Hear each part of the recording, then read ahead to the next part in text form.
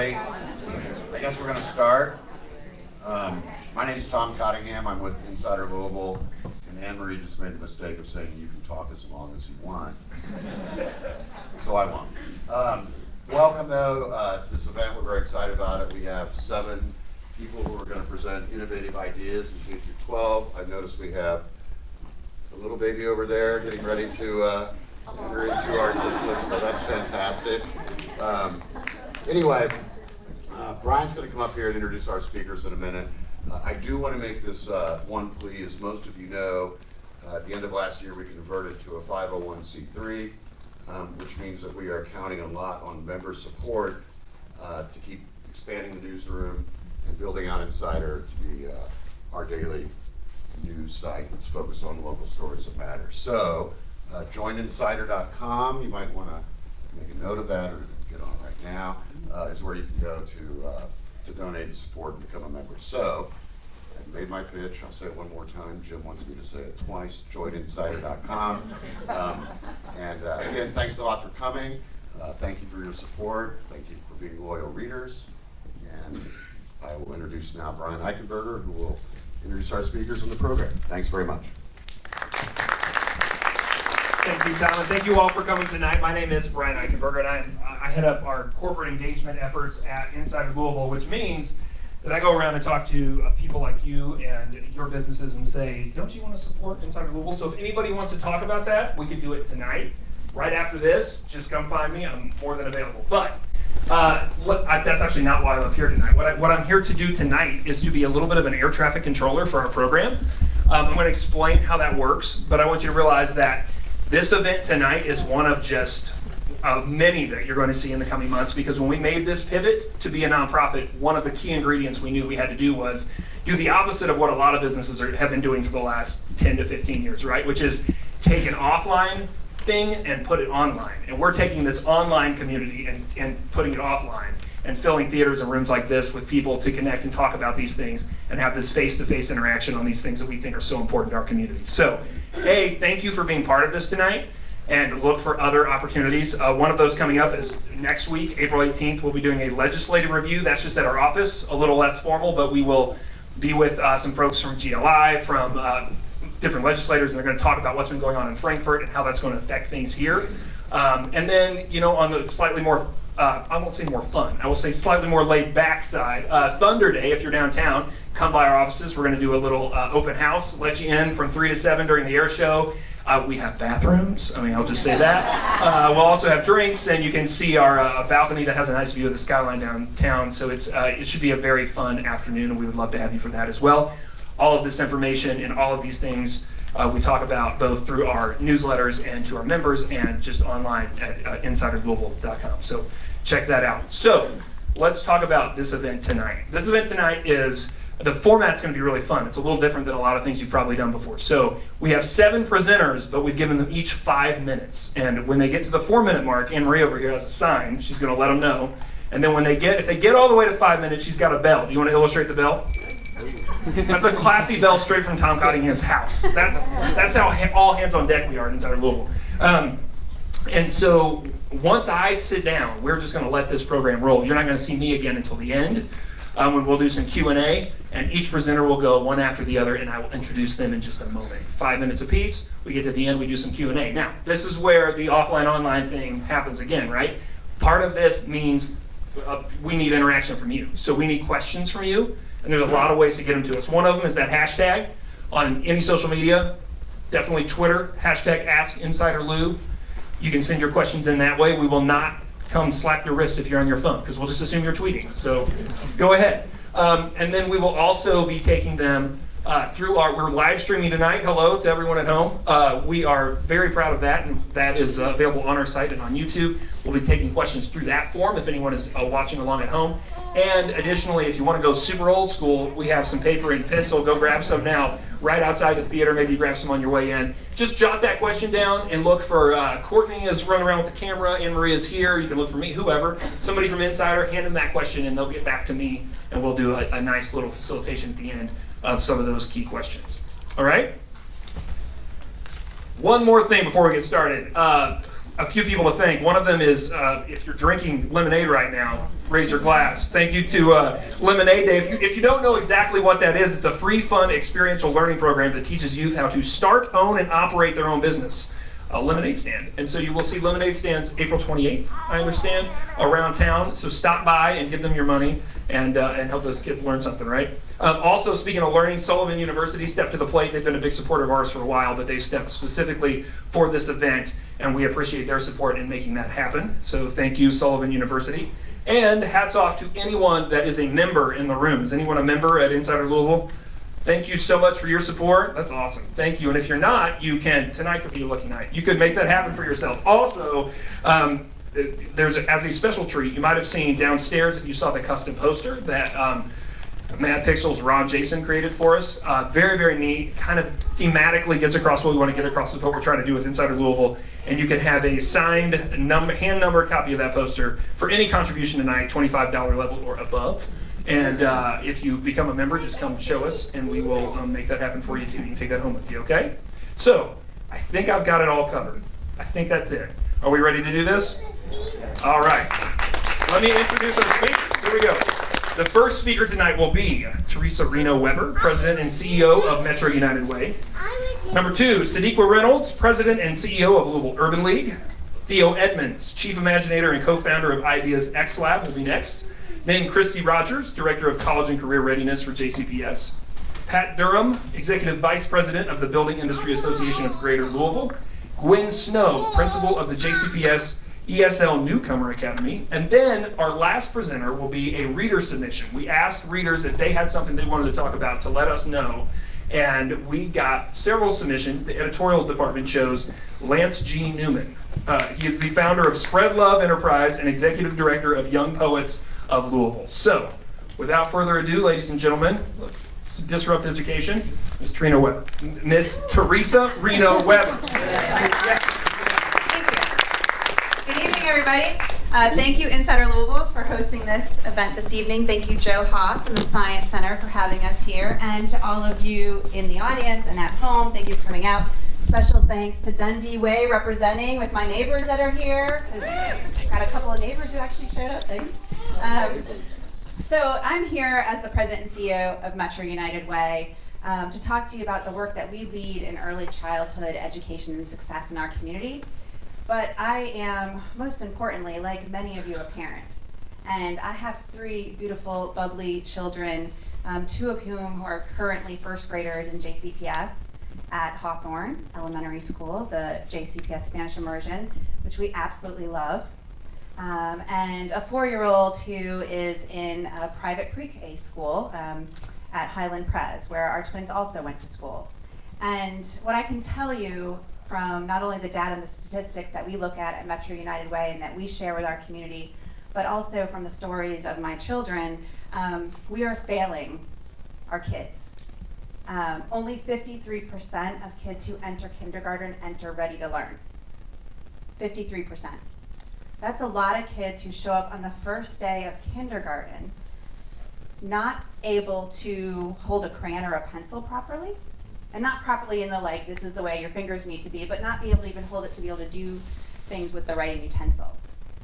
They don't have the vocabulary to be able to understand the teacher and engage with their peers around them. And they definitely don't have the social emotional skills to be able to sit in a classroom and absorb the lessons, even in a kindergarten class.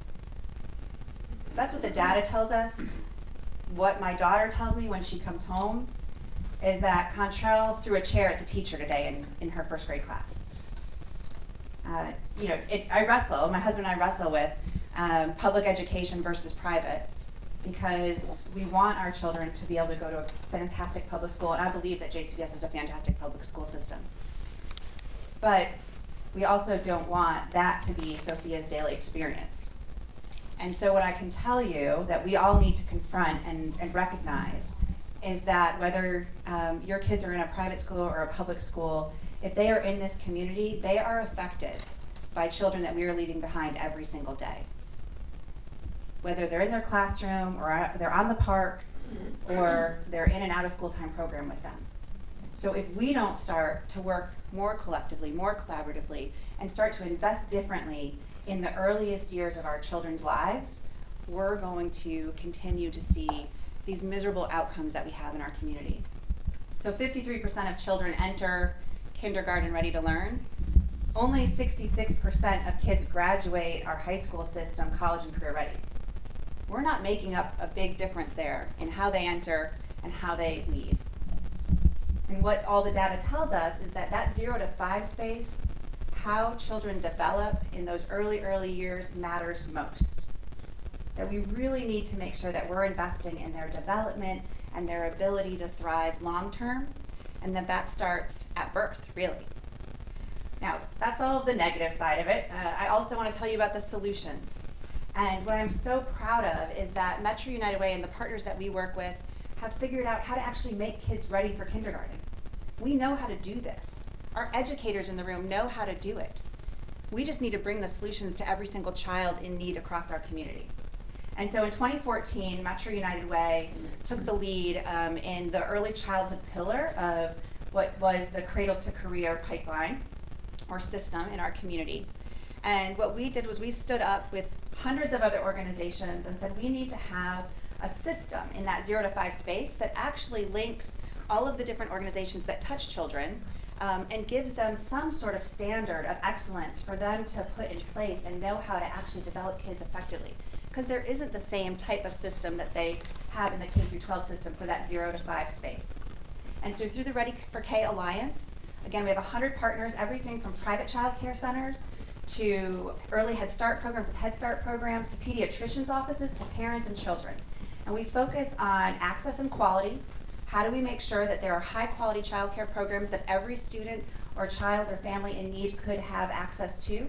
We focus on parent engagement because parents really are the first and best teachers of children. How do we give them the tools that they need to be able to educate their kids in those early years? And we also focus on that transition from either a home setting or a child care setting into kindergarten, so that when they start that first day, it's not a traumatic experience for them, but it's a joyous experience. And whether they are behind or not, they're not worried about what is that first day going to look like. And we've had phenomenal partners in that work, and we will continue to do that work. But we need to make sure that we're investing. And my last pitch before I get kicked off the stage is that other communities are investing in these early childhood years in big ways, and we are not. And we are missing the boat if we don't get on board. Cincinnati has passed an initiative, a tax over 5 years that puts $15 million into their community so that every 4-year-old in a low-income family can have access to quality child care. We know that in southern Indiana, right across the border, where we actually support 3 different counties, the state of Indiana passed a similar measure to be able to pay for and provide for quality child care for all 4-year-olds. They're doing a pilot in 20 counties, and through the work and advocacy of Metro United Way, we were able to get 2 of our 3 counties supported in that pilot. And so we'll put all 4-year-olds who need it into quality child care settings next year in southern Indiana, and we're really excited to see what that looks like. So please be a voice with us in this work to invest more in our 0 to 5 space and to make sure that every child is able to enter kindergarten and thrive long term. Thank you.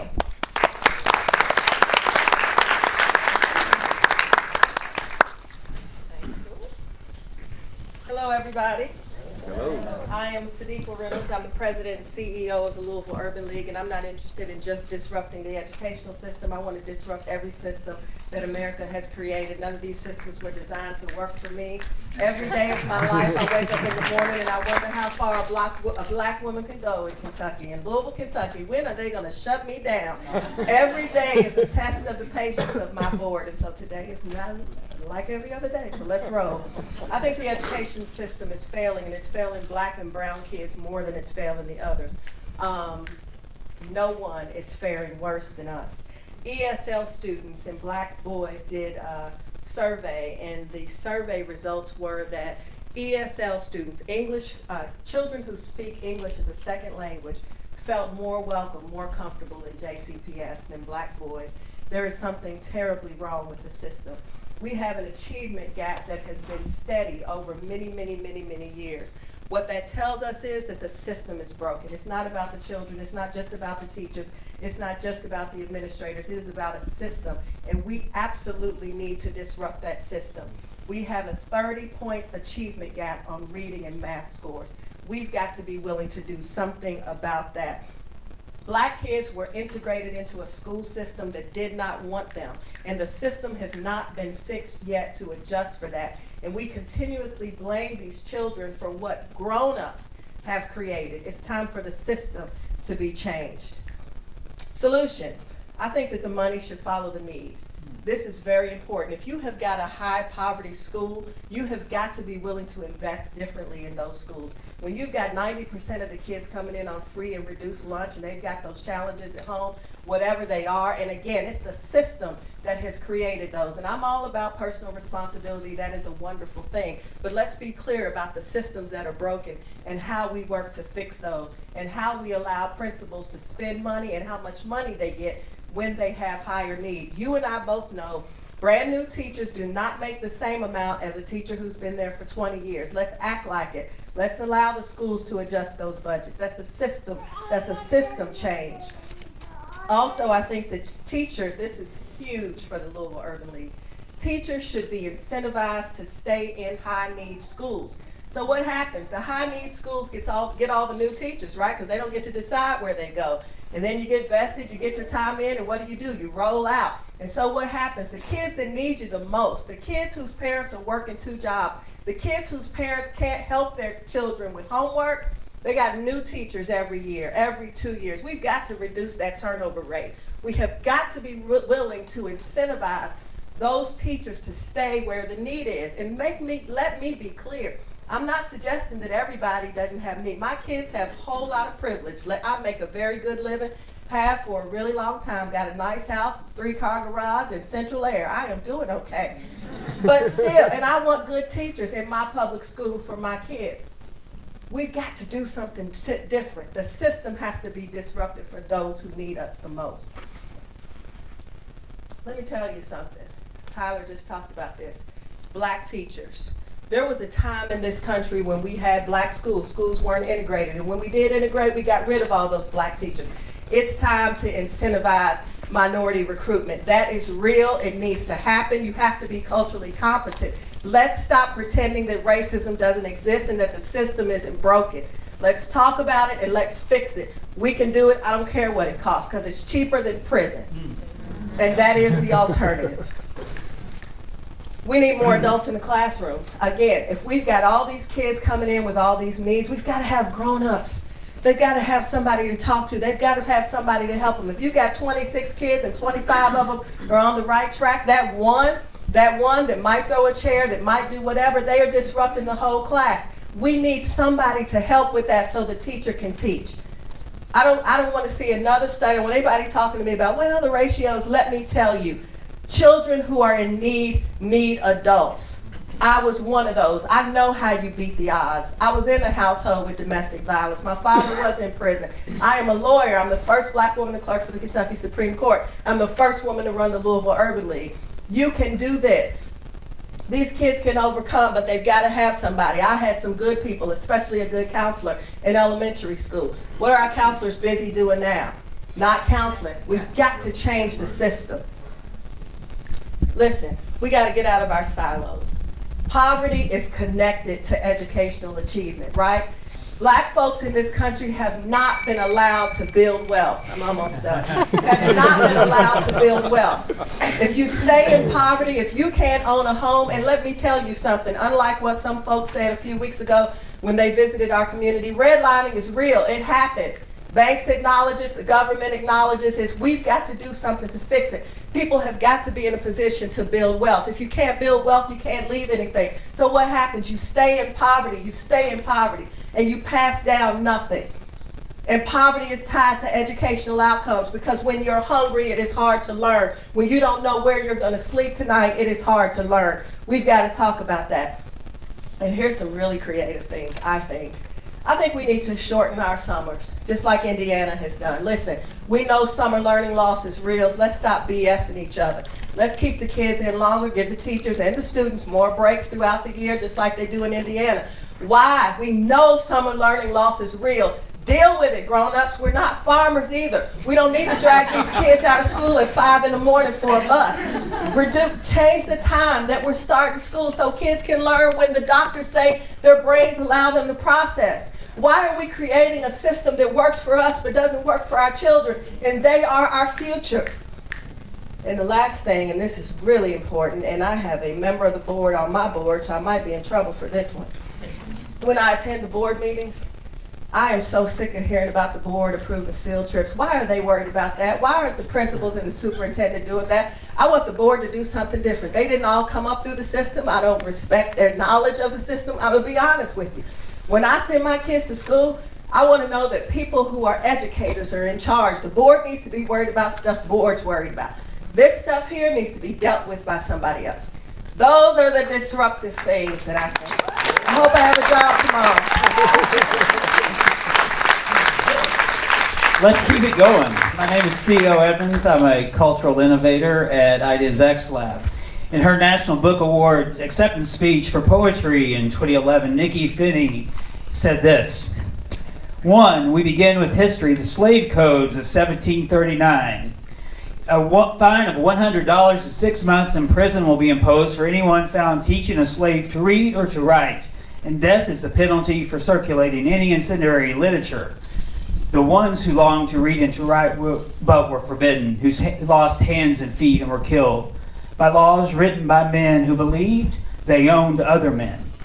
Their words devoted to quelling freedom and insurgency, imagination, all hope. What about the possibility of one day making a poem? The king's mouth and the queen's tongue arranged perfectly on the most beautiful paper, sealed with tree palmetto wax, determined to control what can never be controlled.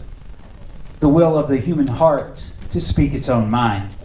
A couple of weeks ago in the New York Times, there was an article that came out. Some of y'all may have seen it. The worst neighborhoods and the worst communities in the country for white kids born into poverty, as far as ever working their way or coming out of poverty, were better than the best neighborhoods for young black boys. But here's what concerns me about studies like this. I already saw on Twitter and on social media, how are we going to fix the young black men? The question should be, how are we going to fix the systems that created this in the first place? You see, as long as we don't look at the health disparities that lead to this in black communities, in LGBT communities, in the immigrant communities, we're not really talking about the challenges that we're facing. We need to think of education as something that stops at the school door, but is rooted in the culture of our families and our neighborhood. You see, I come from a family of public school teachers. I was raised in the public school system. I know firsthand that culture and climate, not just of the school, but of the world in which we live, affects these young people's education as much as any other factor that they learn in the classroom. In Louisville, I believe that the number one educational challenge we face is trust. We don't trust each other. Black versus white, gay versus straight, rich versus poor. We do not trust each other. And until we are willing to fundamentally deal with this question, we are not going to see all that we could become as a city. We live in one of the most segregated cities in the country, and I'm very suspicious of any strategy that will further segregate an already segregated city, because you see, this impacts the social cohesion of a city. This causes social isolation. These are the things that affect our health as much as our education. So I've got 3 things that I think we should be talking about. One is culturally responsive, asset-based approaches to education. You see, every community has underutilized cultural assets that we could activate. We just finished up a project at Mazik Middle School with artists working with young people at Mazik, and under Mazik's roof. It's unfortunate, but it's 2 systems under one school: the young people in our community and the young people that come from the more affluent communities to the AP classes. Arts and experiential learning can build stronger social cohesion that does not exist in the normal classroom. And you see, this is important because it leads to hope. I'm not talking about optimism or positive thinking. I'm talking about hope. Can you envision a future for yourself that is uncertain, and goals that you want to achieve? Can you have the agency to understand the resources you're going to need to achieve those goals and the ability to put them together? And can you imagine how to use multiple pathways to use those resources to achieve the things that are important? You see, this is what hope is about, and hope is the leading indicator of both childhood and adult well-being. The second thing, we should not just put all the pressure on the schools. These kids are not walking into the school door out of thin air. They come from a neighborhood, a community, a city where they must endure and hear all of the same things that the adults in this room do. You see, this is not an educational challenge that we face. This is a social innovation challenge that we face. If we are not going to talk about living wage, if we are not going to talk about the privatization of the prison system, if we are not going to talk about the structural racism that is hard-baked into all of the systems in this city, we are not having an education conversation, because they are all tied together. And lastly, we need to be thinking about sustainability. I'm also suspicious of anything that is just about engineering one outcome to achieve something. At Ideas X Lab, we think of everything in a quadruple bottom line approach. What is the economic, environmental, social, and mind-body impact that any initiative is having? We talk about triple bottom line sometimes. Quadruple bottom line is a much more 360 approach. Finally, we need to overcome the structural bias that we have to capital and venture capital by our teachers and in communities of color. Right now, a young man with dreads is not looked at as an investable opportunity in the same way that a young man with a cool facial hair and an MBA after his name is looked at. Until we can acknowledge that and engineer ways to change that, we're not really having the educational conversation. And finally, we need to help young people reclaim their stolen imagination. You see, I'm concerned also that we have tied education to economic development. We're training young people to serve an industrial machine that was set up long before them by people that control things that are important to them, but not to these young people. These young people are going to be our future. By the very nature of its definition, innovation requires diversive thinking. Without that, you don't have innovation. You have a bunch of people sitting around congratulating themselves together on the thing that was important to them that they have created. These are the things that I think are important. We have the brilliance of many, many young people in this community that we could be tapping into, but yet we're still talking about how to fix them. That's got to change.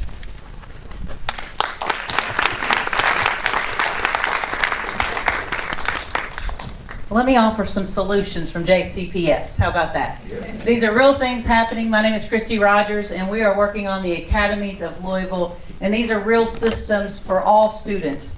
When I arrived here a year and a half ago, my task was to set systems in place that disrupt how we do business in JCPS to make a difference. We think we're doing that with Academies of Louisville. Hope you follow us on Academy of Lou on Twitter. This system is designed for all. When we looked around for innovative approaches, we found pods of 30 kids here, 30 kids here. This is all students wall to wall, from our student with the biggest challenge to the valedictorian in the classroom. This is designed for every student. We know when they enter high school, most of our students, why am I learning this? Why am I here? There's a huge gap, a huge disconnect. We get it and we acknowledge it. So we are trying to transition those kids into a freshman academy with a dedicated principal and counselor that takes care of, in a small family of about 300 students. That gives me a counselor and adult that stays with them with a dedicated team of teachers. In that, all students, not just some, all students. We've already had about 3,655 students in an industry experience of their choice. Where we work, they all have to take a course where we work on trying to define their hopes, their dreams, their goals, the hopes of their parents and their family, so we can bridge that gap. Where do you want to be? What are you good at? What are your hopes? And let's see if we can align some programs so we can help you get a living wage, a high wage, high skilled job, so you can improve and be whatever you want to be. So during that freshman year, these students are taken care of. Our goal is that they're academically caught up, that we do our very, very, very, very, very best to close that gap that you've just heard about, that all kids get the best teachers wrapped around them that stay with them. They have a dedicated counselor that helps them transition in. And at the end of that freshman year, that we're on grade level, we're on track, we're inspired, we're prepared, we're motivated, and they then choose an academy to select. There's academies. When JCPS did the 5-star model years ago, the district told our schools what they were putting in. This time around, schools could apply to this and tell us, as the principal in a community, what do your students in your schools want to learn about? What do they want to study? What are their hopes? What are their dreams? Are they interested in the arts? Are they interested in health science? We put in 9 health science careers, from Shawnee to Ballard to Iroquois. These programs are going in. We have 14 of the 16 high schools. They're in play in these freshman academies. And we have put tons of money in, so we have a dedicated principal and a dedicated counselor when they go into their high-themed academy, that they stay with them for 3 years.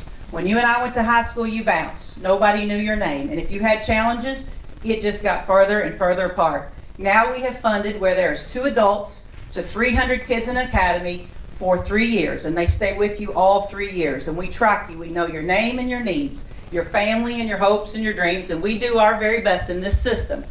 What makes this model work is that it's business and community engagement.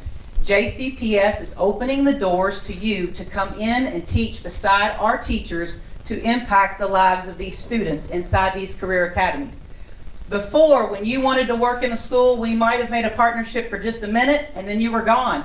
Or nobody on JCPS was there to answer the call. We did not know how to work with you. We didn't know how to work. Business didn't speak the language of high school didn't speak the language of business. And I'm a teacher and we're busy. And we're trying to manage these 30 kids because the bell's going to ring and I have 30 new ones and I have 30 new ones. Inside this career academy, their core teachers are aligned with their career academy teachers and they work together. So if I'm a young person and I'm fired up about the media and arts and communication and graphic design, then my math and my English and my science will weave that through everything I learn so I can engage in something I'm excited about. And I got to choose what I do. And that's in 14 of our 16 high schools. These are things like IT, graphic design, media arts, health science. These students are going out, Norton Hospital partnering with PRP and health science. These kids are going this summer right now, $15 an hour jobs. They'll keep them with them and then continuing their education and a work to earn program. So there is a pipeline for them. In the 3rd grade, in the 5th grade, in the 8th grade, these kids will stand before their teachers and give public defenses about how they're excited on their essential skills, those fireable skills, the soft skills, how to be a collaborator, how to be a communicator. This backpack full of success skills plays right along into that pipeline so we can hold on to all 100,000 kids we're trying to impact. This isn't small. This is 100,000 kids that we're working to work with to get us going. So Academies of Louisville, Freshman Academy, transitioning into a career-themed academy of their choice in 14 high schools with a dedicated principal and counselor that's going to take care of them. The teachers have to teach project-based learning, engaging, hands-on activities for kids to explore. But the sustainable part of this disruption is the business and community partners. Business and community partners will sign on to sponsor an academy. For example, Norton Hospital has signed on to sponsor PRP.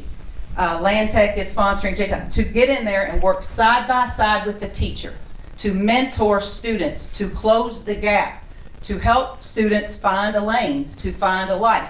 Every student that leaves an Academy of Louisville will have industry credentials of their choice. They will hopefully have college credits embedded in every one of these programs. Our electrical technicians, we're starting to look at those kids and we think we can make 6 figures for any student. 6 figures. High school students, they'll be debt-free with training and certifications. So the profile of our graduate of Academy of Louisville, industry certified, college credits, prepared, empowered, and inspired. And this is a system for all students. JCPS, we're working hard to get it right. We will not open or close a pathway until a business partner or community member tells it. If you're interested, we have an academy coach in every school ready to answer your phone call, and we welcome you to come in and reteach and retrain our teachers on how to work with these students in Academies of Louisville. Let me give you a quick stat. We've had 3,365 kids leave JCPS and get into our communities, into real exploration of their careers. We have 144 new pathways. We hired 21 new occupational-based teachers. That means they're not real teachers. They're electricians and engineers and physicians, veterinarian, all of those things. We have 763 dual credits rolling. We've had 2,000 kids on job shadows. We have 800 kids ready to set for certifications in the next week. 300 have already been earned. Academies of Louisville.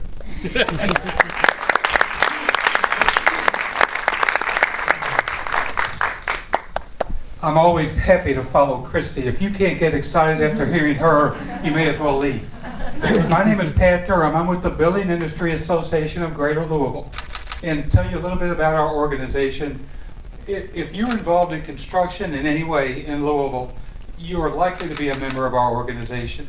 If you're building houses, remodeling, commercial projects, developing, if you sell lumber, if you're a mortgage professional, if you are an attorney that closes property, you are likely to be a member of our organization. The average age in our industry right now, 59 and a half years. Well, guess what that means?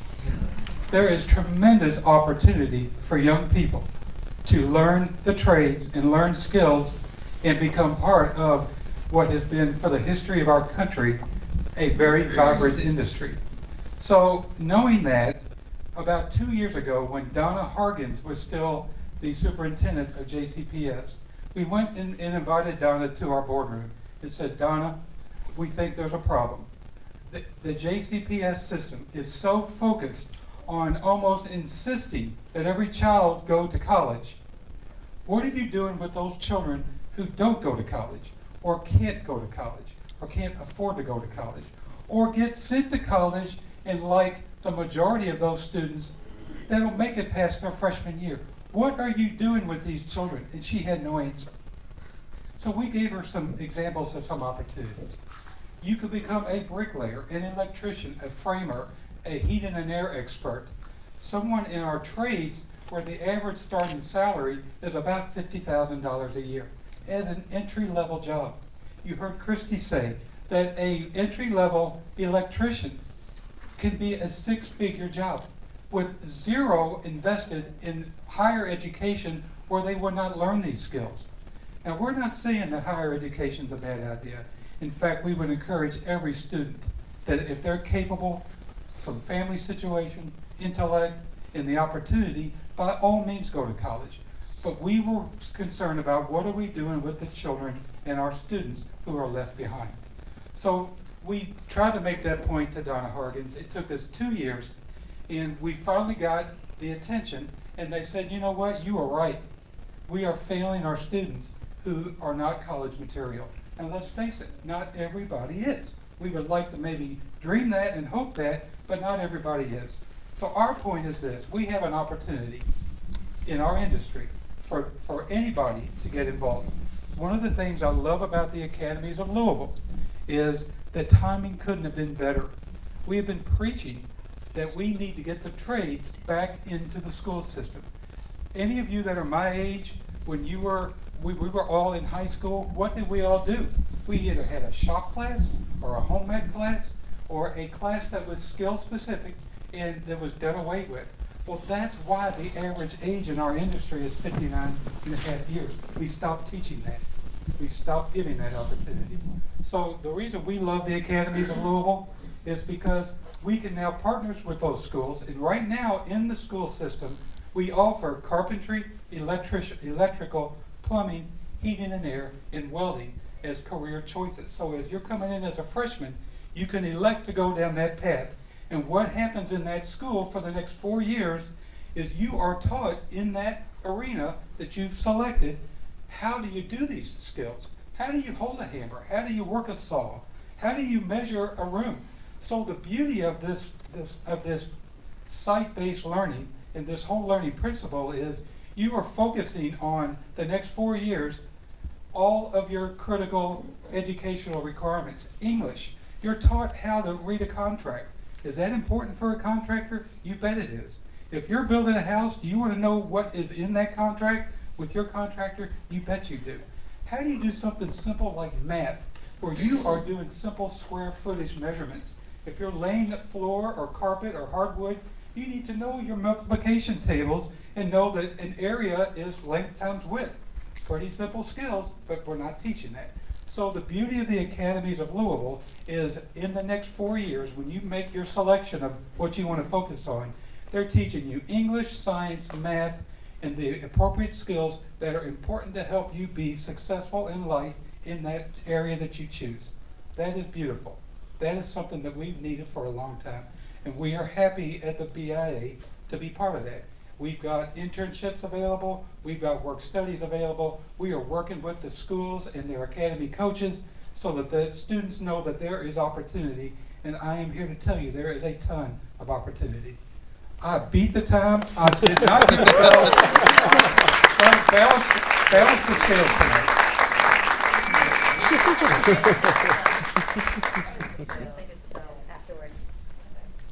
Hi, I'm Gwen Snow. I'm the principal at the ESL Newcomer Academy. Our school focuses on the needs of adolescents who are new to the United States and to English. We just have them for a brief time, usually about 1 to 2 years, depending on their needs, and prepare them to transition out to the rest of Jefferson County Public Schools. Our purpose is to help them to become part of our community. They are here, and we want them to have a meaningful experience within our community, so we're preparing them as much as we can. So basically, I started teaching about 20 years ago. I taught in one of those schools like Sadika was talking about as a first-year teacher. It was the lowest performing school, high school in the state of Kentucky. And I was kind of shocked. The assistant principal came to me like the first week. He was talking to a few teachers, and he had a big stack of referrals. And he was like, this is all the time. This is what I have. And I just thought, why is it, basically? I'm a new teacher. I don't have all the solutions. I'm looking, to my superiors, but that bothered me a lot. So 10 years later, when I had the opportunity to lead at the Newcomer Academy, one of my first initiatives, as I started getting referrals and things like that from teachers, I was like, well, I'm not going to do what that assistant principal did before. I'm not going to have this big stack of referrals and just kind of do the same old thing. We need to deal with this right away. There's many ways to deal with it, but one of the big initiatives I took on was just dealing with the mental health and needs of our students. So one of the things we did, we were one of the first students to get a mental health counselor, looking at referrals with community agencies, training our staff, trauma-informed instruction, training our para-educators, our bilingual associate instructors to have mental health first aid, anything we could do to help our students to acclimate.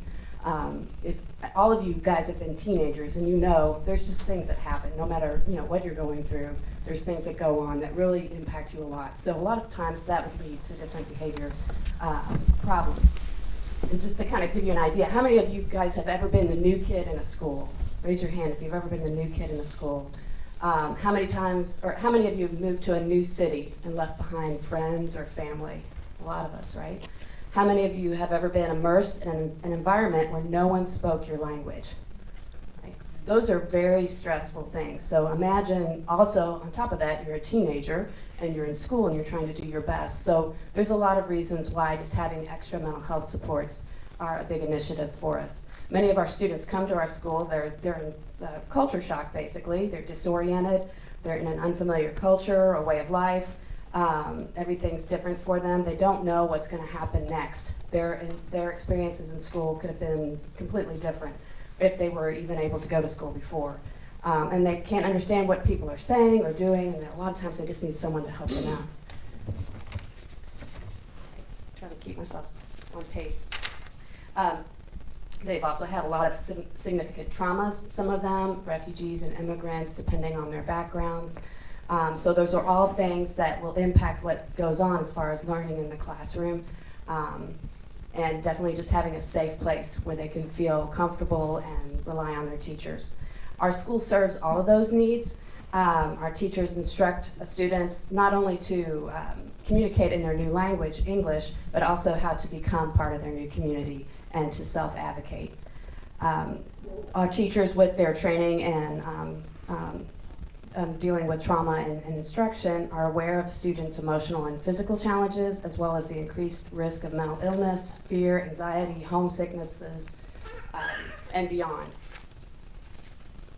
It's not just a place to learn English, it's also a refuge, as well as a powerful mechanism for enhancing the mental health and coping skills of newly arrived refugees and immigrants. At our school, our classrooms are a safe environment. Our staff is trained to understand that students are coping with a deep sense of loss and trauma. The students are also facing stressors created by their immersion in a new society. Our teachers are good listeners, mediators, and providers of information.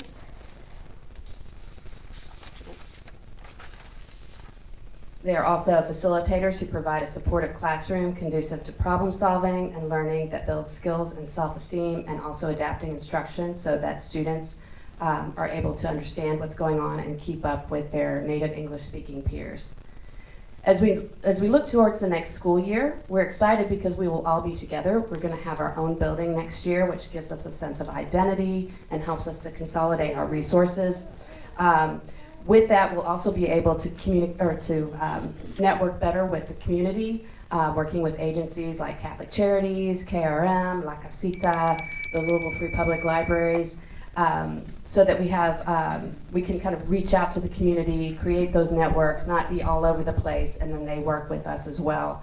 As we continue to do that, we look to you, the community, to help us to welcome our new neighbors. So if anybody's interested in being a welcoming neighbor, please let me know, and we'll be glad to work with you. Thank you.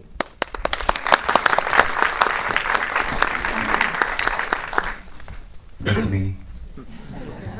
Hello everybody, my name is Lance Newman, and what I do is teach creative writing and public speaking through spoken word, and I've done this in over 30 JCPS schools, countless community centers, youth service providers, and so many more, right?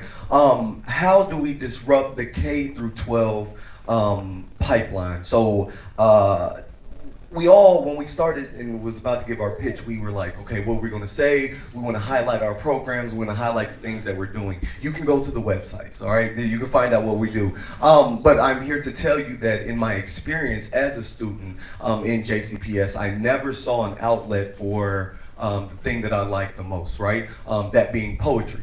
I never saw a poetry club. I never saw anything that reflected what I felt was important and how I applied my knowledge retention to things, right? So in math, I created a poem for the quadratic equation. That's how I remembered it.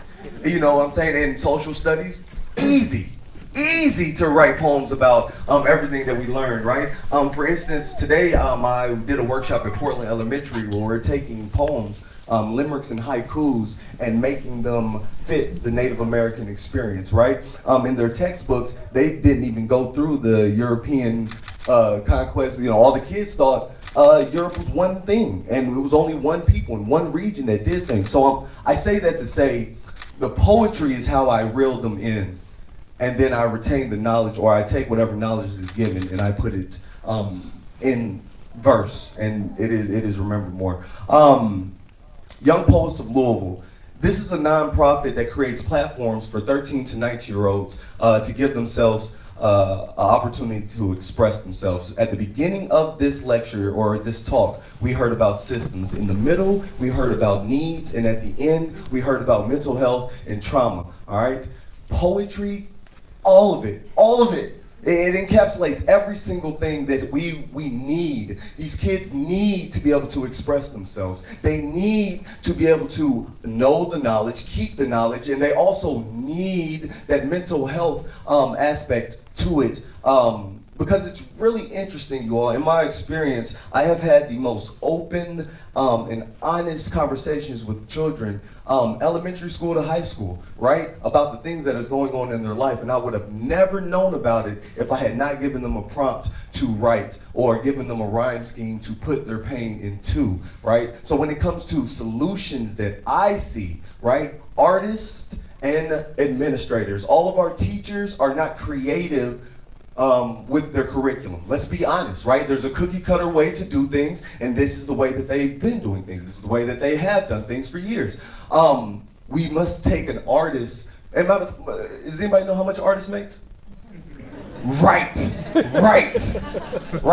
It would really help. It would really help if we had some of these geniuses, these artistic geniuses, find themselves in classrooms. Now, they don't want to be teachers. You don't make anything. Right? No offense. My mom was a teacher. She held 2 jobs at the same time. Do you understand what I'm saying? Like, we need the left side of the brain and the right side of the brain. And right now, our school is all about the left side. And we have pushed out the right side. We have squeezed the right side out of every textbook, every assignment, every lesson that we have taught our children. I am on the ground daily, you all. So the child early readiness that we're talking about, how kids don't have the dexterity to hold a pencil, that's real. That's so real. Children they get caught up on spelling. We'll have, I'll give a writing prompt, and then they have the whole poem in their head. I don't want to write it. Well, why not? You know, just put it on paper. No, no, no. They get caught up with spelling. How do you spell badge? How do you spell son? How do you spell this, that? Like they get caught up, and then as soon as they hit that barrier, they don't want to be in it anymore. We talk about systems. Poetry exposes every single system that there is. And it exposes it and it brings it out to light. And then these children create innovative solutions for themselves.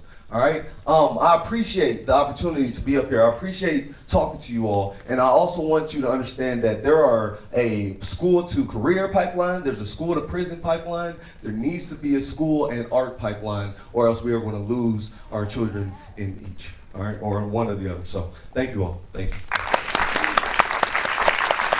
Thank you very much. Let's hear for all our speakers. We're going to quickly pull these out right here and set everybody up facing you, and then we'll do a little bit of quick Q&A. Got quite a few questions coming in through. You can still get them in. Ask Insider Lou, hashtag Ask Insider Lou online, or if you have on a piece of paper and you need to get it to us, just go ahead and find one of us, pass it down this way, pass it to your friend. Paper airplane it if you want. Anything will work. Just get it down.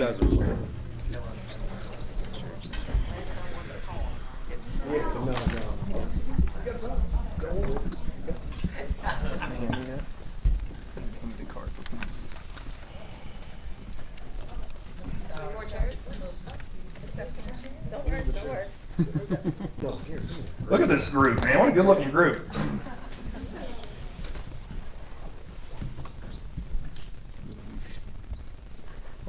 I'll pretend like it's mine. But there we go. There we go. Awesome. Thank you, guys. I'm gonna take some of the highlights. We've had quite a few questions, and we're gonna have time for all of them. I think we could all stand here. I think we all probably could ask a lot of questions here. There's a lot to really think about. But I'm gonna start with this one. Looks like it is directed to Gwen Snow and Christy Rogers. What role does curriculum play in closing the achievement gap in JCPS? Well, it's what you teach and finding the gap, figuring out when, a teacher, a 1 to 30 ratio in first grade, second grade, third grade, figuring out what every kid's gap is about in reading and math, or mental, emotional, every gap, all of it. And then what we teach for them, getting teachers the tools to identify quickly what a student needs, and then aligning the curriculum to that. That's the tough part. To diversify and to differentiate, and especially if they don't speak our language. So it's a difficult task, but we're working hard on it. JCPS is becoming a MAP district. It is an assessment that we're not really fired up about, but it hits that reading target right there. And as a parent, you can see if your child is on grade level for reading, and it tells you exactly the skill that they don't know, and helps you close that right there. It's a very powerful tool. We're trying to use the technology at the advantage, but not be test heavy. We don't want that. But these real world, real life experiences, project-based learning, JCPS is working hard to transform how we teach and how students learn through project-based curriculum. Real world work where our partners are in our classrooms helping us close that gap. But it is a challenge. It is a challenge. So another question for you, Christy, is what are the long-term plans for the academies? I mean, you've cast what you're up to now, but what's that vision look like for the future? It's to define and to refine our work and to repurpose what we do. In high school, for the high school experience, 9 through 12, we want to push this down to elementary and to middle, where students are exposed to all of it, that they have a more, really trying to personalize the learning path for every child, personalized learning. What are their hopes and dreams and goals? I had a student at the end at the healthcare say, I don't like healthcare, Miss Rogers. And I said, and her mother said, thank you. It saved me a ton of money. We would have been halfway through.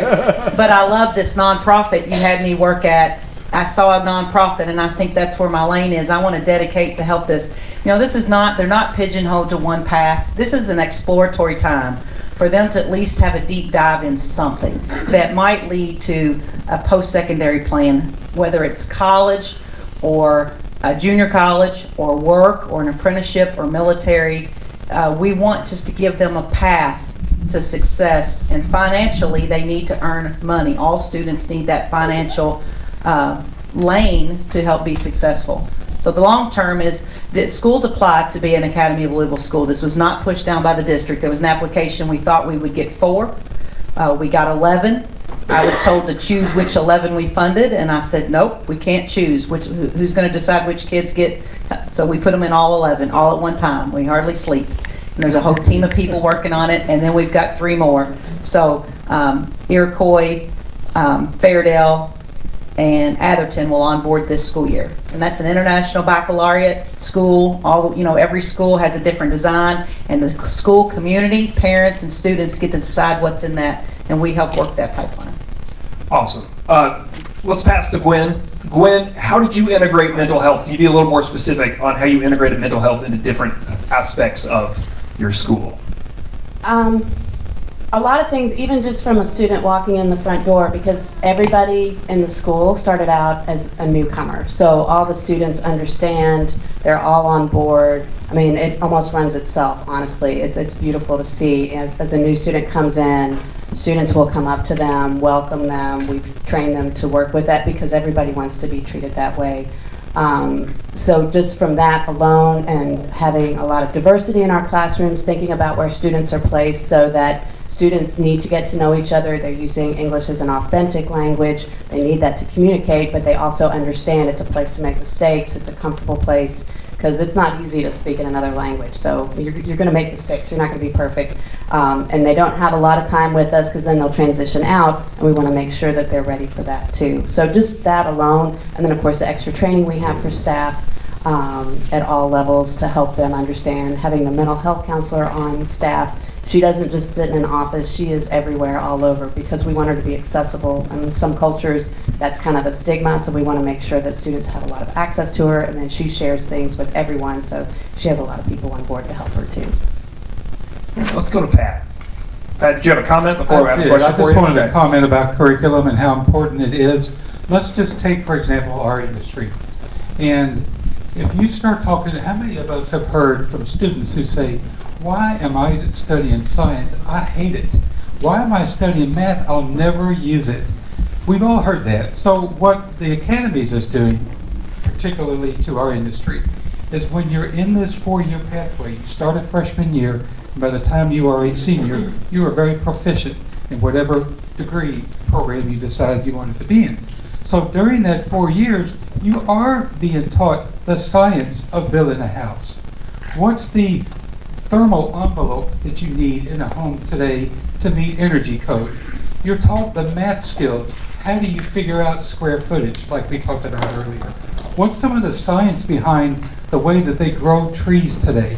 It's not like 100 years ago when the forests were plentiful and there was plenty of lumber around. Now there are lumber farms, there are tree farms. What's the science behind that? What's the sustainability of that? If you are understanding the engineering of lumber and how does a particular size piece of lumber span an opening, that opening doesn't fall in on itself. There's engineering behind it. And then, as I mentioned, English. If you're a realtor, don't you think you want to understand what the sales contract really means that you're presenting to a buyer? If you're a buyer, don't you think you want to understand what that contract means to you when it comes to mortgage rates and you name it? So the curriculum is very important. And if you help the students understand that what they are learning is important, and here's why, then they get it and they start paying more attention. Well, I think that's important. I want to stick with you for a second. One question from the audience. How are students being prepared for the influx of automation that's coming to the industries that you have mentioned? It is invasive in our industry. You think about the skills. A bricklayer, that's pretty obvious. You're working with your hands. You're measuring how many bricks do you need. Carpenters, they're using hammers and nails and saws. But the technology that's available for a bricklayer to make sure that that line of brick is straight, it's no longer the old cord and string. They're using laser technology to do that. They're using laser technology to read square footage, so it is precise. You would be amazed if you're a cabinet maker or you're a granite installer or a countertop installer. They are setting up little focus points in the kitchen, and this laser is on a 360-degree turn, and it's picking all the critical points that a cabinet maker needs to know about to make sure that that cabinet gets sent out of the factory, it fits, they're not having to modify it, and it's a perfect scenario. So automation, you really don't automate a house and send it off the assembly line and put it on the lot. Yeah. Too many folks want custom building. So you're not seeing automation from that standpoint, but you certainly are in the goods that go in the house, the manufacturing of a light or of a doorknob or of a hinge or screws or nails or what have you. A lot of automation there. But because of the custom nature of our industry, you're not going to find houses that most people would want to customize for their dream home rolling off of an assembly line. Right. So for the sake of time, we are way over on time due to our little bit of late start and the fact that this has been super engaging, and I think everyone has learned a lot. So I'm going to go to the 4 that haven't really had any time and just kind of open-ended. Is there any last things, now that you've heard, a lot of you went kind of early, in the rest of the presentations that you wanted to comment on before we get out of here tonight? Thank you.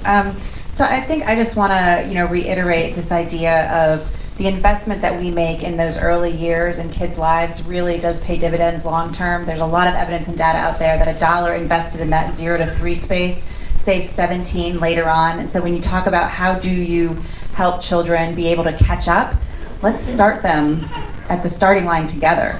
Let's make sure that we're providing opportunities that we would invest in for our own children. I told you my kids are at Highland Pres. It's a wonderful preschool program. It's extremely expensive. And I wouldn't have our kids there if my mother-in-law wasn't helping us afford it. But I want that same model of a program for every single student in our community. And we have a program called Excellence Academies that's funded by Metro United Way and all the wonderful donors who support that work. And it's a Reggio Emilia model based off of the same model that my kids go to in a private preschool. And it makes that type of preschool affordable to every single family who has a need. But we can't right now put every child in those schools because it's too expensive. But we need to start investing those dollars earlier so we don't have to invest them later. And that is one way that we will disrupt this whole big thing. One final question that I want to make to Sadiqa and you. There are plenty of white people in the room, I'll say it, right? And we've heard through, I think all 3 of you have used the term black boys, and that there's a lot that needs to happen with black boys. How do we as white folks do that? I mean, that's a tough question that we're kind of afraid to ask sometimes, right? We don't want to be condescending, we don't want to be patronizing, but we see the need and we want to help. How do we best help? Shoot, how does a cop see a 12-year-old as a 21-year-old? How does a loan provider at a bank see your skin color as a breakdown? There's nothing you can do. Okay, until you dismantle a system that you privilege from. So I don't really. Good luck. I'm a Sadiqa, do you have something you want to add to that? So I think it's really important to have these conversations, and I'm really thankful to Insider Louisville and everybody in our community who tries to have them. We cannot continue to disregard race and racism and what has really happened in our country. We do that and we're not dealing with things. So for example, when you have a government that releases a redlining report, and any government in this country could have done that, Louisville Metro did, what is the response to that? If you know that people haven't been able to invest in a way that made sense, they couldn't fix their roof, they couldn't get the equity line, how do you then financially repair that? Even when we come in and redevelop communities, who owns it on the other side of that? So even the redevelopment happening now in West Louisville, who will be the owners of that property? When you know that there was a system designed to keep black people from owning. Everything that has ever been done to black folks in this country has been legal. Let's talk about it, whether we were hanging from a tree or not allowed to read. So you can't now say all of a sudden, what's wrong with them? Why can't they get it together? The system worked as it should have. The system was created to do just what has been done. And those of us who have risen have done it in spite of and by the grace of God. And it doesn't necessarily make us superstars. We certainly have some, and so do you. But we need to humanize. There's something dehumanizing in brown skin. And somehow people think that their biases are left at the door in whatever job, whether they are a loan officer, a teacher, a principal, or the president of the Urban League. I have biases. Everybody does. If you don't deal with them, then we all suffer from them. And we are breaking our children. We are suspending children at an enormous rate. But we don't have the death penalty for kids. So what happens when you put them out of school? Where do they go? What are they supposed to do next? That is our responsibility as adults. And let me be clear, I don't want any teacher to be in danger, but there's something that we owe these young people, and we've got to create alternatives. If you have a system that continuously has a 30-point achievement gap between black and white, regardless of socioeconomic status, if I tell you that a black person with a college degree is making the same amount as somebody white with a high school diploma, you must acknowledge to me that your system is broken. You created it, you didn't want me in it, I am in it now, and I'm not saying you as in you, because this is a long time ago, but you must help me acknowledge that it has to be fixed. Everything you've heard here, these are phenomenal things, and they are great Band-Aids. But we need surgery. We need system change. We need some truth and response to it. That's what has to happen. If my parent couldn't work late or come home and read to me because she had to work 2 jobs or somebody else has had to clean, you had a benefit. Listen, this is so important. From a privileged perspective, I always tell this story. I'm not going to get into a long story, but I will say this. When you see somebody in a snowstorm trying to maneuver over a hump in the snow that the snow plows have created because they were trying to clear the roads for cars that were driving, that is because we have the privilege of driving that we are not even thinking about the dip in the sidewalk when it snows. Those snow plows go down the road, they're trying to clean so that the cars can get through. They're not thinking about a woman in a wheelchair who gets to the corner and can't cross the street, who now is stuck on that side of the street because she can't maneuver alone. That is privilege.